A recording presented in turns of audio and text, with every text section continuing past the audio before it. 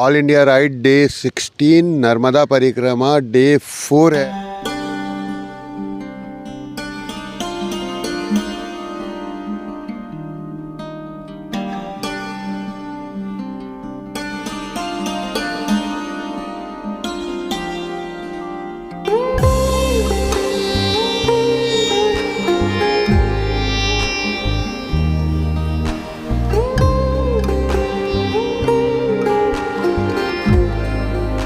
आज यहाँ पर मैं रुका हुआ था झिकोली घाट में। आज का प्लान है नर्मदापुरम, हरदा, ओंकारेश्वर की तरफ। लगभग 300-400-500 किलोमीटर है।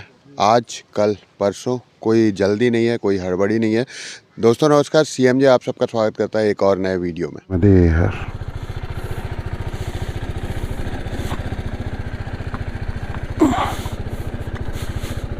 नर्मदे हर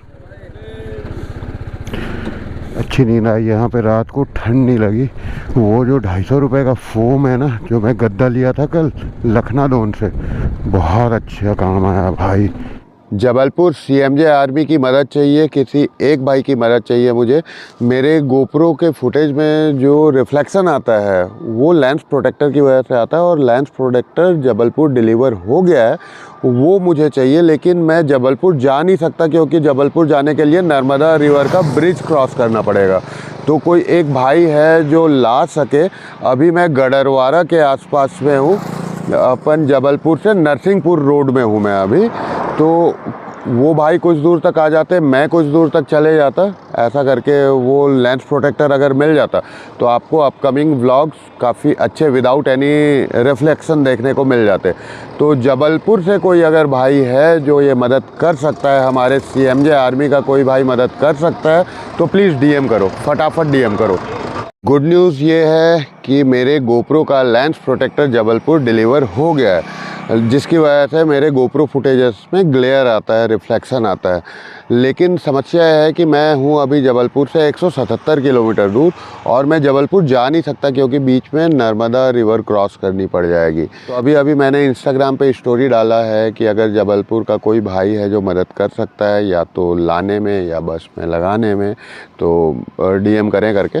तो वही उधेड़ बुन है। मैं मतलब नर्मदापुरम की तरफ बढ़ना था, लेकिन मैं सोच रहा हूँ कि जबलपुर की तरफ बढ़ूँ और लेंस प्रोटेक्टर रिसीव कर लूँ, ताकि आप लोगों को गोप्रो फुटेजेस में रिफ्लेक्शन देखने को ना मिले। तो अभी देखते हैं क्या होता है। अभी मैं गडरवारा से लगभग 15 किलोमीटर दूर हूँ। जो भी होता है अपडेट करता हूँ। CMJ आर्मी यत्र तत्र सर्वत्र स्टोरी डाले हुए लगभग 10-15 मिनट ही हुए हैं। जबलपुर से एक भाई चल के आ रहे हैं इस तरफ, मैं वापस जबलपुर की तरफ जा रहा हूं। आई होप कि नरसिंहपुर के आसपास उनसे मुलाकात हो जाएगी और गोप्रो का लेंस प्रोटेक्टर लग जाएगा। उसके बाद फिर आप लोगों को रिफ्लेक्शन देखने को नहीं मिलेगा। तो बस मैं वही स्टोरी वगैरह डाल रहा था, और यहाँ के ये लोकल भाई से मुलाकात हो गई। इनकी खाकी कलर के कपड़े देख के मेरे को लगा पुलिस वाले हैं, लेकिन भाई हैं किसान। इस क्षेत्र में कौन सी फसल सबसे ज़्यादा होती है? अभी ये नर्मदांचल एरिया है। हाँ, गन्ने किसानी करना किसान के लिए सूटेबल होता है। मेरा नाम अखिलेश कुमार है। तो मैं सडनली बस निकल ही रहा था अपने घर की तरफ। मैंने आपको देखा, आपके लुकआउट से मुझे लगा ये टूरिस्ट हैं करके। तो कहीं ना कहीं मेरा भी ड्रीम है कि मतलब मैं भी भारत दर्शन करूं। जब ऐसी परिस्थितियां बनेंगी तो मैं ये ज़रूर ट्राई करूंगा। जी नर्मदे हर। कल जिस सड़क से मैं आया था उसी सड़क से अभी मैं जा रहा हूँ वापस नरसिंहपुर की तरफ। लगभग 200 किलोमीटर का एक्स्ट्रा पड़ेगा मुझे ये लेंस प्रोटेक्टर कलेक्ट करने के लिए। कोई बात नहीं, आप लोगों को फुटेज अच्छी मिल जाएगी। गोप्रो फुटेज में ये जो रिफ्लेक्शन आप देख रहे हो ये नहीं आएगा। आई होप कि जो लेंस प्रोटेक्टर आया है वो सही हो और कंपेटेबल हो।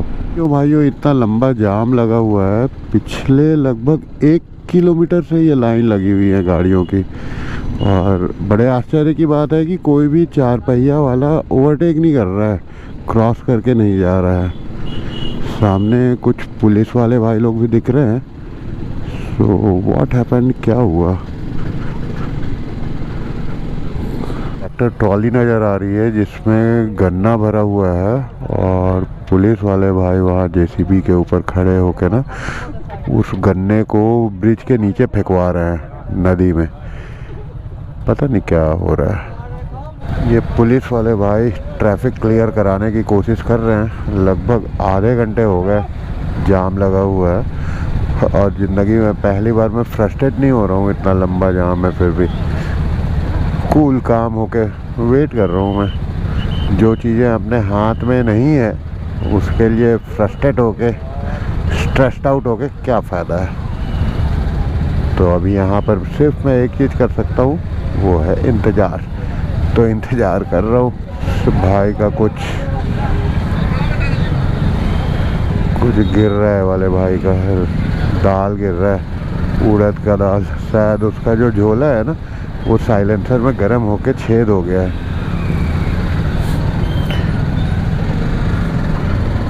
ये पुलिस वाले भैया क्लियर करवा रहे हैं।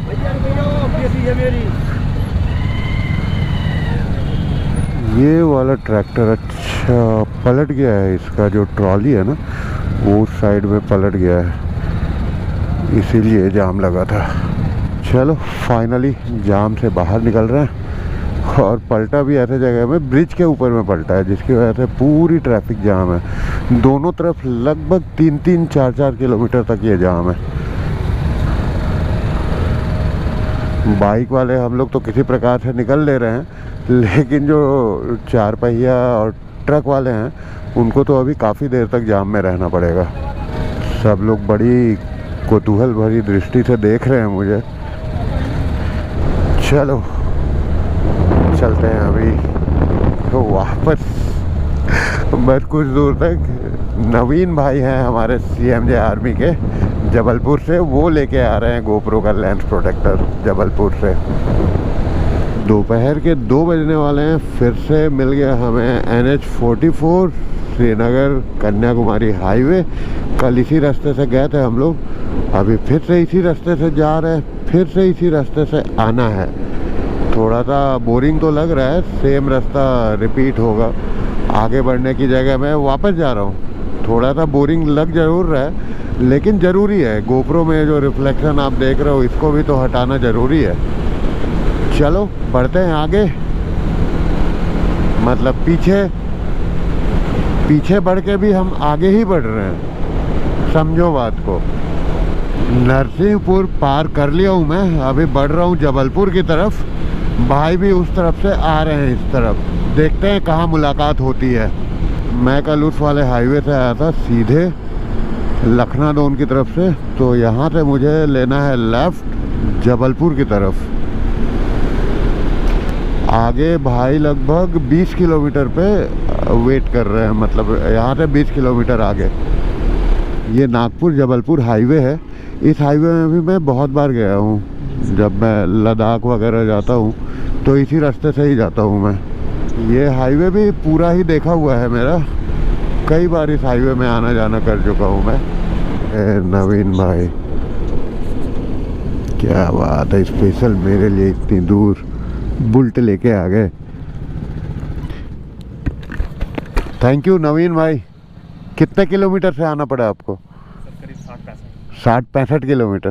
क्या बात है, ये आपकी है? आपकी है? वाह, थैंक यू। इसके लिए इतनी दूर वापस आया हूँ। और ये 60-65 किलोमीटर से आए हैं। ये जो गोप्रो देख रहे हो इसके लेंस कवर में स्क्रैचेस हैं, जिसकी वजह से वो रिफ्लेक्शन आ रहा था। ये लेंस कवर आ गया है। आई होप कि ये कंपेटिबल हो इसके साथ में, 12 के साथ में। ये देख रहे हो, ये छोटी सी चीज़ 1500 रुपये की है। ये काफ़ी इजी होता है इसको रिप्लेस करना। इसको हल्का सा खींच के ऐसा घुमाना होता है तो ये ऐसे निकल आता है। और इसमें हम लोग को ऐसे खांचा मिला के ऐसे करके ये ट्विस्ट करना होता है। तो ये लग गया है भाइयों। निकालते हैं इसका एक कवर और अब मोबाइल से गोप्रो फुटेज में स्विच करते हैं, देखते हैं रिफ्लेक्शन है कि नहीं। नवीन भाई ये चाय भी पिला रहे हैं, बिस्कुट भी खिला रहे हैं। थैंक यू नवीन भाई। और कोई रिफ्लेक्शन नहीं है अभी गोप्रो में भाइयों, अभी नो रिफ्लेक्शंस। थैंक यू नवीन भाई। पूरे CMJ फैमिली की तरफ से आपको बहुत बहुत धन्यवाद। आप तो खैर CMJ आर्मी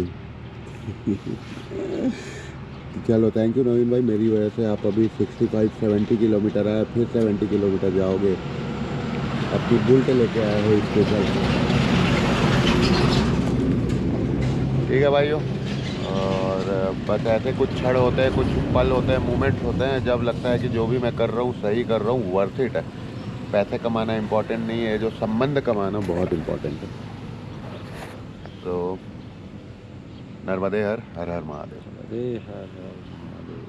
जोर से बोल दीजिए, नर्मदे हर हर महादेव। ठीक है नवीन भाई, धन्यवाद।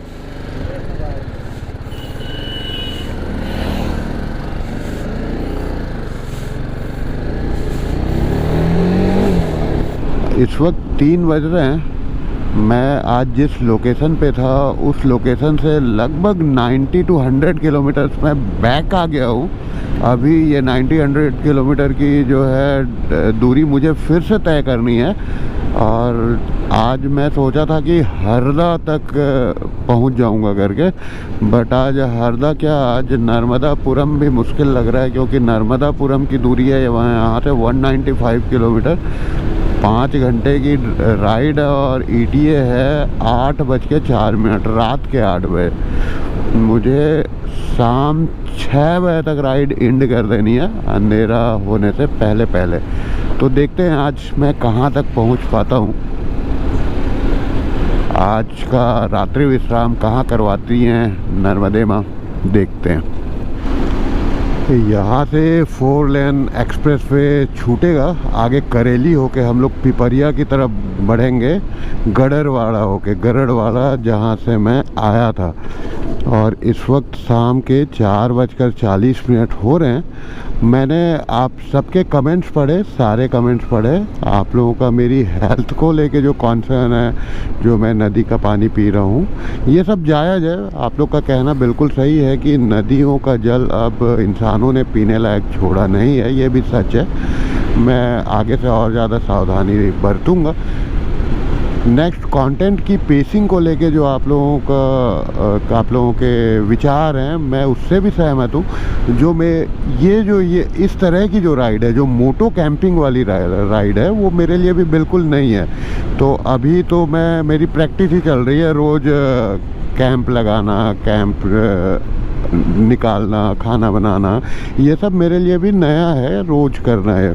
सिर्फ कैंप इंस्टॉल करने, फिर डिअसेंबल करने, ये सब में 45 मिनट लग जाते हैं, लगभग 1.5 घंटा इसमें चले जाते हैं। उसके बाद फिर एडिटिंग हो गया, डेटा ट्रांसफ़र हो गया, ये सब करने के बाद राइड भी करनी है, तो थोड़ा सा चीज़ें अभी अस्त व्यस्त हैं। बट ये इनिशियल फेज़ है, अभी 15-16 दिन ही हुए हैं राइड शुरू किए हुए। और ये हमारे ऑल इंडिया राइड के पहले फेज़ में नर्मदा परिक्रमा भी अब शामिल हो गई है, तो इसके भी अलग कुछ रूल्स एंड नियम हैं, तो उस हिसाब से मैं ढल रहा हूँ।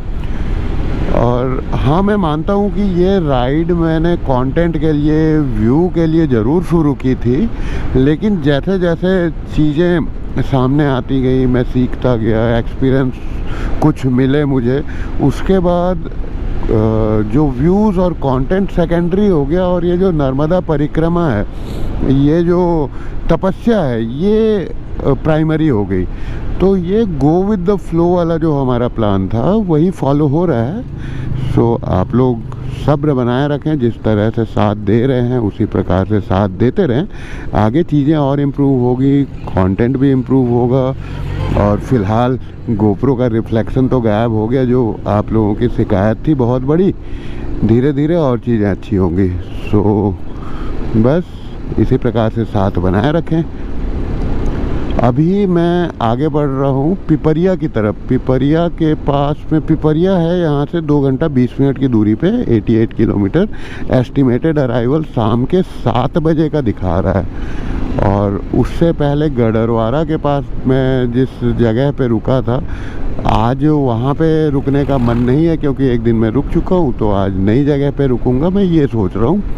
तो पिपरिया के पास एक सांडिया घाट है नर्मदा तट पे। पिपरिया से 20 किलोमीटर का डिटूर लेना होगा, तो मैं सोच रहा हूँ कि आज वहाँ पे कैंपिंग कर लूँ। अंधेरा हो जाएगा पहुंचते तक, लेकिन जो मैंने अभी गूगल मैप्स पे देखा सैटेलाइट व्यू में करके, तो अच्छी लोकेशन है। वहाँ के एक सब्सक्राइबर भाई से भी इंस्टाग्राम पे बात हुई, तो उन्होंने भी बोला कि अच्छी लोकेशन है करके। तो टारगेट तो फ़िलहाल का सांडिया घाट है, देखते हैं क्या हो पाता है, क्योंकि सुबह जो हमारा टारगेट था वो नर्मदापुरम होके हरदा का था, लेकिन ये गोप्रो का लेंस रिप्लेसमेंट के लिए हम लोग को वापस नरसिंहपुर जबलपुर की तरफ आना पड़ा, तो वो टारगेट चेंज हो गया। अभी सांडिया तट पे जाने का टारगेट है, देखते हैं ये हो पाता है कि नहीं, लेट्स सी।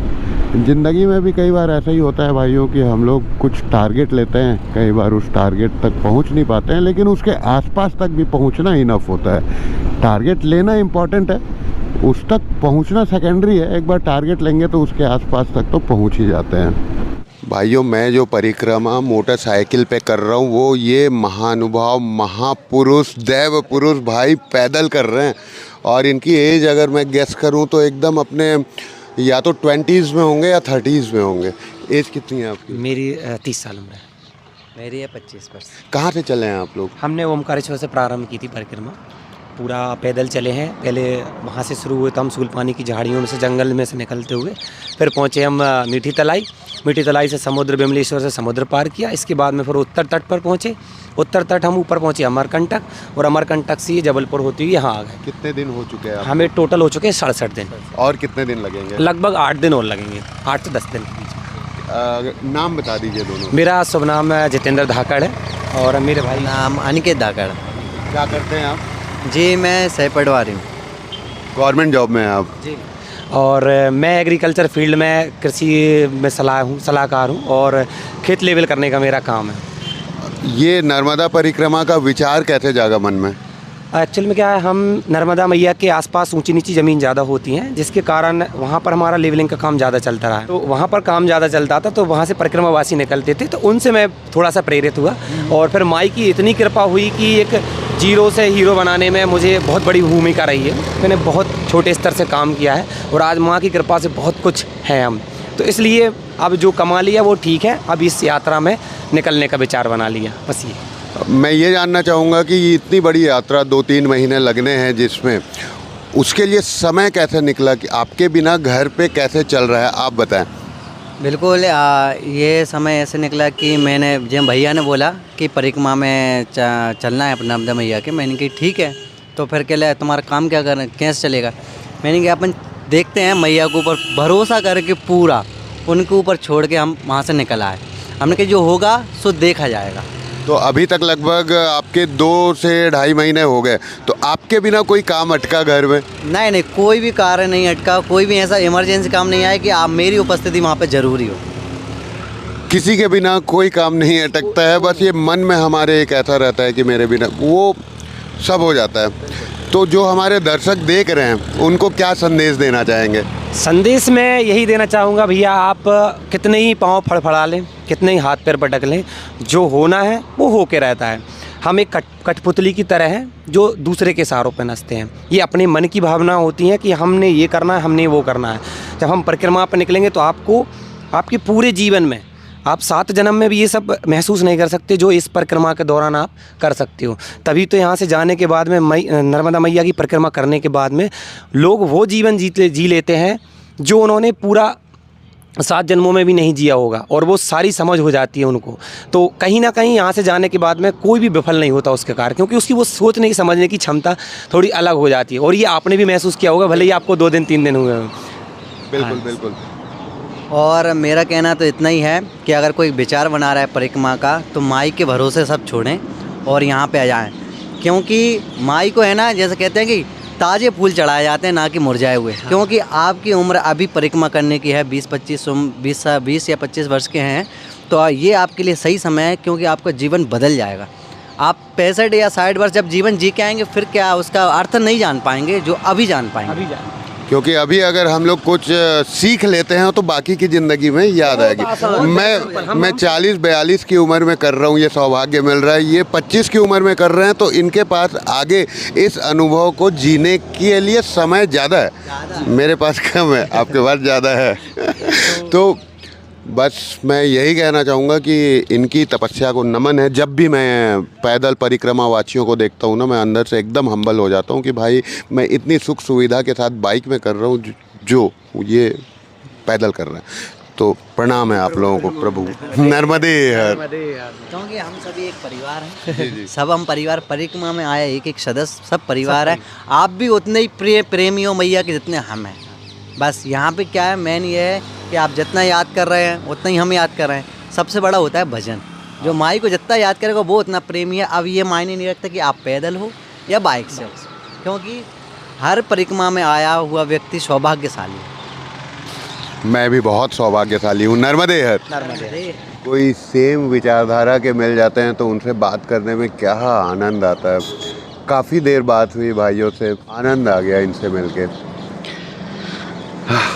तो हाँ, पिपरिया का जो प्लान था, पिपरिया सांडीय घाट करके, वो यहाँ से अभी काफ़ी दूर है।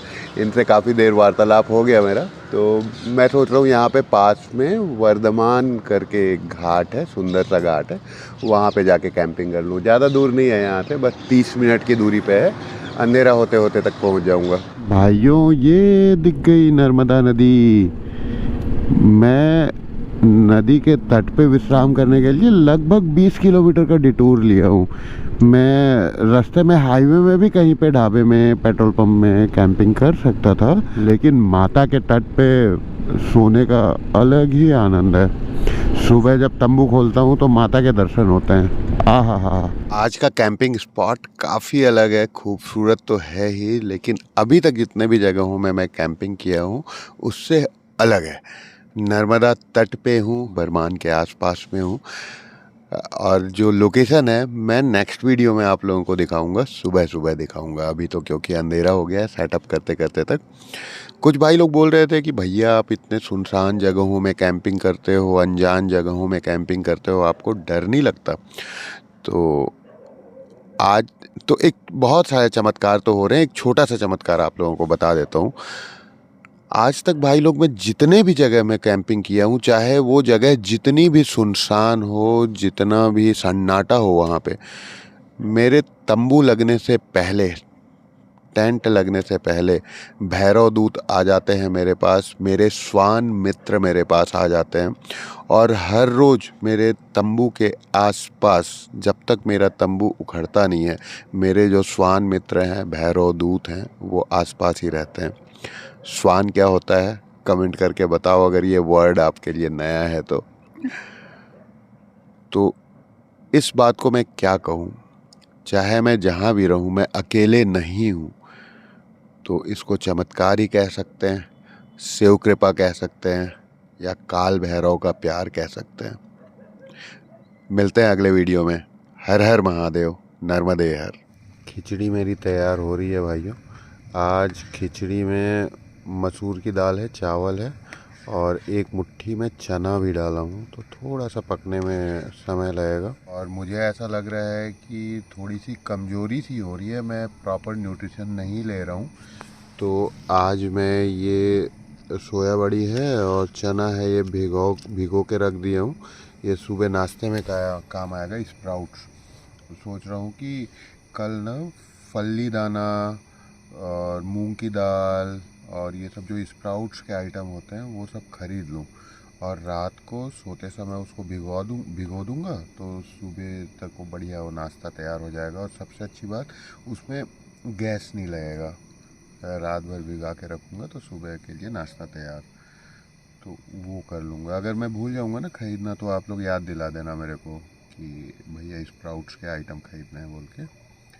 और उसके अलावा कुछ वेजिटेबल्स भी ऐड करना है मेरे को अपने डाइट में। कभी मधुकरी मिल जाती है, जो आश्रम वगैरह में कहीं खाना मिल जाता है, तब तो प्रॉपर संतुलित भोजन मिल जाता है लगभग। लेकिन जब खुद मैं कैंपिंग में बनाता हूँ ना खाना, तो थोड़ा आधे पेट रह जाता हूँ, क्योंकि ये जो बर्तन है ना छोटा है, तो इतने बर्तन से ना मेरा पेट नहीं भरता है इतने में जो बनाता हूँ। तो कल से ये करना है, स्प्राउट्स ऐड करने हैं, कुछ फ्रूट्स ऐड करने हैं। और क्या कर सकते हैं यार कि बॉडी को प्रॉपर न्यूट्रिशन मिले, स्प्राउट्स, फ्रूट्स और वेजिटेबल्स। ये कल से डाइट में ऐड करना है, याद दिलाना आप लोग।